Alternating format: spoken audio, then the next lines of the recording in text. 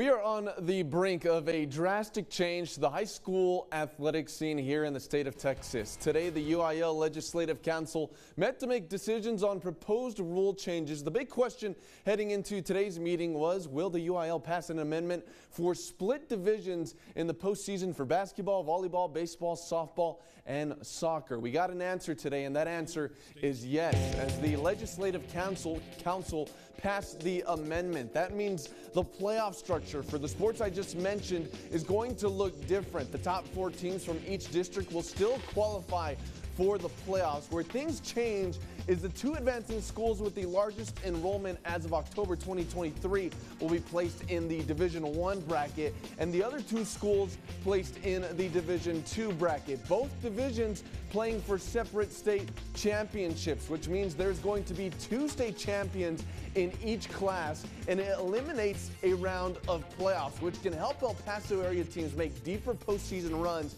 and possibly win more state titles. Now, this split division playoff format is exactly what the current Class 6A football postseason structure looks like. Now, today I got to chat with some local high school coaches. I got their takes on the postseason format change, how this could affect their respective programs, and if this diminishes the accomplishment of winning a state title. Take a listen. It's good for the ecosystem of soccer in El Paso. It'll be interesting for us because we could easily be one of the top 2 qualifiers in our district and play the big schools, or we could even actually be a small school.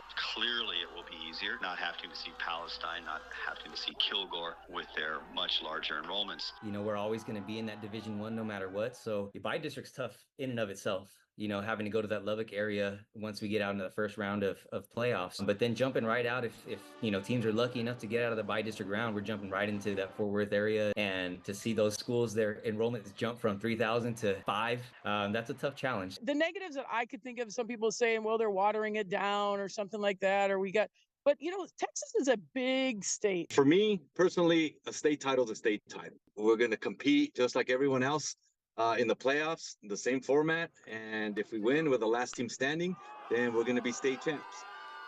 Now, this amendment still needs to be approved by the Commissioner of Education. If approved, this would go into effect on August 1st of this year.